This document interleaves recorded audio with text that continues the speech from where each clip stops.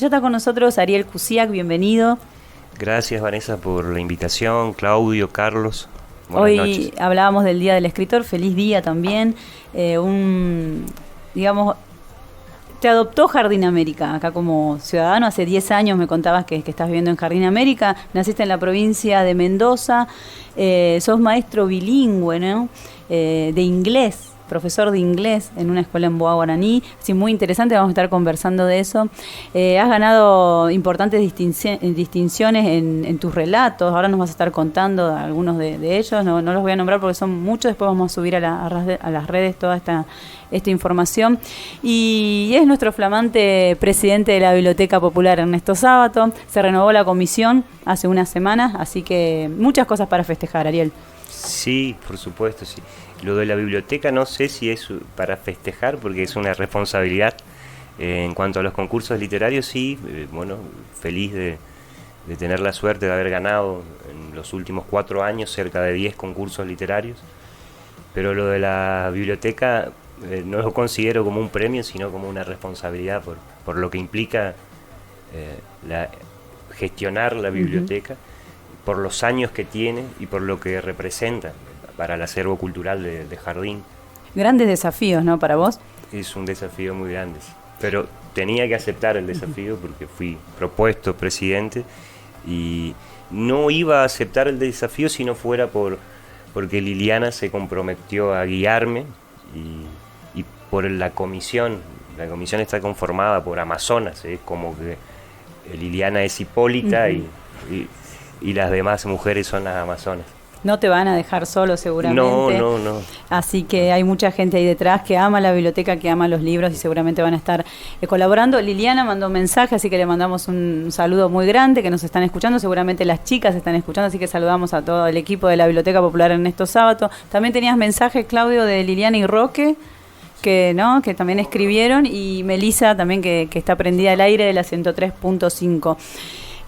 No sé, yo tengo muchas cosas para preguntarte, Ariel, y bueno, felicitarte por todos estos premios. Estuvimos leyendo algunos de tus relatos. ¿Y cómo es este oficio de escribir? ¿Cómo haces para escribir?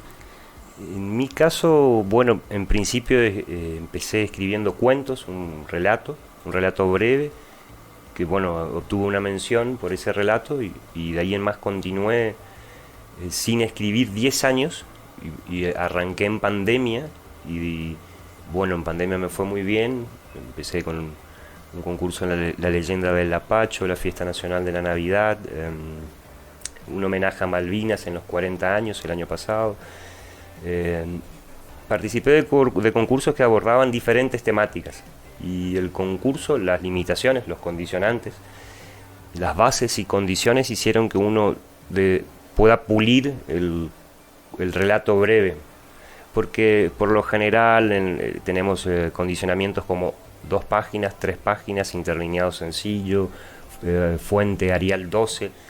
Entonces hay que escribir entre 1500 y 2000 caracteres y hay que darle el cierre a eso, a un cuento breve con la introducción, el nudo y el desenlace, en muy poco espacio. Y empecé a escribir, digamos, por casualidad, incentivado por un docente que me dijo participé. Tuve suerte, considero que es suerte, porque dice, la inspiración existe, pero tiene que encontrarte trabajando, dice. Y tuve la suerte de que me dieron trabajo. Y te incentivaron, ¿no? Y me incentivaron. Pudiste pasar esa barrera, ¿no? Entre las ganas y esos trabajos que por ahí permanecen en el anonimato, ¿no? Que muchos por ahí que nos están escuchando, uno escucha siempre, no tengo ganas de escribir o tengo escritos que no se los comparto con nadie por vergüenza, por limitaciones por ahí personales, ¿no? Por no creerse capaz de que a alguien le puede llegar a gustar. Y bueno, pero pudiste dar ese paso. Pude dar ese paso, sí. Escuché al inicio del programa la referencia, la reseña de Ray Bradbury y la distopía de un mundo sin libros. Y tienen que haber lectores, tienen que haber bibliotecas y tienen que haber escritores de todas las edades. Por lo general pasa que uno no escribe lo mismo cuando es niño que cuando adolescente y es adulto. Entonces también es bueno para uno mismo ver cómo escribe a medida que crece. Yo, si puedo ver textos míos que escribí cuando era adolescente, entiendo cómo pensaba, cómo funcionaba y cuáles eran las problemáticas que me interesaban, que son distintas a las de ahora. Entonces, por ahí, concursos como la Letras en Vuelo, que organiza la biblioteca, son muy buenos para estimular el hábito de la lectura y de la escritura.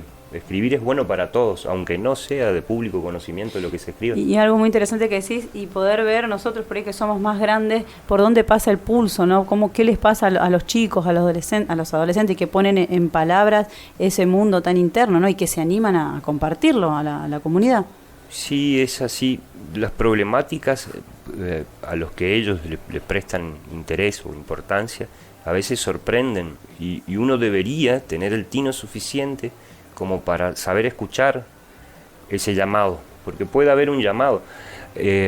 Wilson hablaba de la autorrealización y bueno, coincide con eso. A veces la autoestima reviste cierta complejidad en todos. Incluso siendo adultos uno tiene carencias en cuanto a la autoestima. A veces se subestima, a veces sobreestima a otra persona.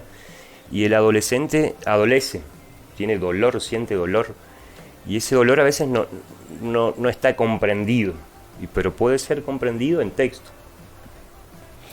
Leí algunos de tus relatos, me parece que fueron los premiados. Lo que noto es un tinte de la cuestión regional, ¿no? ¿Eso está marcado por los lineamientos de los concursos o porque escribís con esa temática? Por lo general, yo hablo siempre de limitaciones o de condicionamiento. Siempre tenemos una limitación. Bueno, en el estudio es este rectángulo nuestra limitación espacial y en los concursos literarios tenemos la limitación de la temática y en la vida tenemos la limitación de lo cotidiano. Si yo viajara con frecuencia a Europa, seguramente mis relatos tendrían algo de Europa, pero vivo acá en Jardín América, vivo en la provincia y mi limitación es el contexto, entonces escribo sobre lo que veo o lo que vivo. Por lo general abordo siempre cuestiones regionales porque son relatos que tienen vivencias de gente común, con la que me encuentro, con la que escucho, con la que converso y me dice, mirá, me pasó esto, mirá que escuché que se originó un incendio por tal motivo y escribí un cuento sobre un incendio. Y mirá que me pasó que conocí 26 especies de abejas melíponas y escribí un cuento sobre las abejas. ¿Es un disparador, digamos, para vos? Es un disparador, sí. Sí. Y esto de escribir sobre lo regional quizás no sea una particularidad mía que haya elegido escribir sobre lo regional, pero pienso en la complejidad de lo simple, pienso en la complejidad de lo sencillo. Por ahí no quise que mi escritura sea ampulosa, cargada de conceptos, ideas, que sea como borgiana, digamos, o como cortasariana. Entonces hice algo muy sencillo, un cuento breve, con lo regional, una historia sencilla, no una anécdota, porque sabes, Carlos, la diferencia ahí, que a veces el cuento raya lo anecdótico. Sí, a veces. Que es lo más fácil, digamos, pero hay que agregarle el tinte de ficción verosímil también, que es atrapante para el lector. Perfecto, es esa la ficción ficcionar, porque a veces dice, pero no fue lo que yo te conté, pero sin agregar ese pequeño, esa parte ficcionada, digamos, el cuento por ahí pierde un poquito de sentido cuando la historia es muy lineal. Yo creo que muchas veces la anécdota tiene mucho de ficción. Yo he escuchado historias de gente más grande que estuvo en la fundación o el inicio de esta provincia, donde ellos siempre eran los héroes y ganaban, decían, no puede ser que nunca le pasaba una mala. Es muy bueno eso, es una particularidad de Jardín América, es exclusiva de Jardín América. Acá hay dinosaurios vivos. Es un pueblo que fue fundado no hace mucho, entonces hay personas que son, por ejemplo, nietos, hijos de comerciantes, nietos de pioneros. Entonces, eso no pasa en otros pueblos. Hay muchísimas historias de gente que ya no está. Y acá acá nos permite en Jardín América contar historias sobre gente que está. Es increíble esto. Esto es increíble. Nosotros a veces hablamos de lugares de Jardín América y me dicen, esto hace 15 años era monte. Y yo no puedo creer que haya sido monte.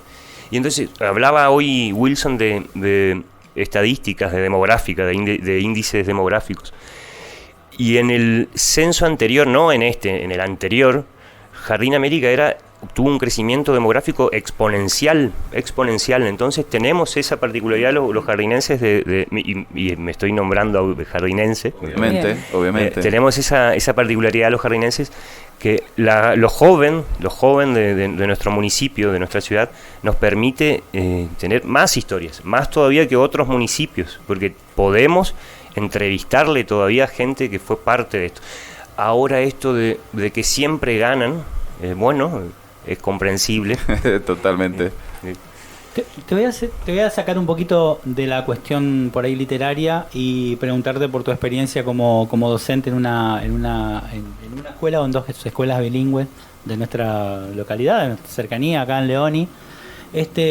Vos como hijo, nieto de inmigrantes y este encuentro que hay en Misiones entre esa cuestión y la cuestión de las comunidades en Boá. ¿Vos cómo ves hoy, ese encuentro cultural, cómo ves a las comunidades, cómo están, no sé, desde tu punto de vista? Sé que es algo bien complejo, o sea, el encuentro cultural que tenemos en América todavía, creo que el choque ese todavía lo estamos sufriendo, y sobre todo yo también, hijo de inmigrante, pero que lo sufre tal vez más la gente que son de las comunidades, de los pueblos originarios.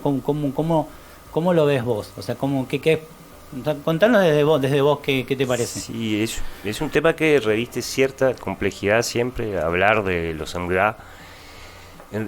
Reviste cierta complejidad levantar una bandera que a veces es difícil de sostener. Entonces yo trabajo ahí como docente en las comunidades Amgá, y hay problemáticas en las que no se puede abordar porque son delicadas, porque tienen un tinte político, porque tienen un tinte cultural, pero sí son muy buenos alumnos, son muy buenos, muy receptivos en cuanto al aprendizaje. Tienen, por ejemplo, la barrera idiomática con la figura del auxiliar docente indígena. Poco a poco se fue diluyendo, entonces dar clases no es tan difícil si tenemos el apoyo de un auxiliar docente que nos está traduciendo, que nos ayuda con el contenido, con las directivas, y uno está medianamente obligado a conocer directivas comunes. Tiene que hablar en Mbuga algo. Mbuga, en la fonética, también ellos son muy celosos de la fonética. Nosotros por ahí tenemos que aprender esos sonidos nasales en la pronunciación. Es un proceso, lleva un tiempo, pero se encuentran alumnos muy buenos, y en cuanto a la dinámica de las relaciones, son humanos igual que nosotros. Entonces tienden a encontrarse uno con personas muy buenas, con otras no tanto, con otras responsables, con otras no tanto. Los mismos, la condición humana. La condición humana es importantísima. Decir condición humana es muy importante, porque a veces nos pasa que nos referimos despectivamente a ellos. Entiendo que hay cuestiones que son muy delicadas de tratar. Vender limones en la avenida Mitre es un tema delicado.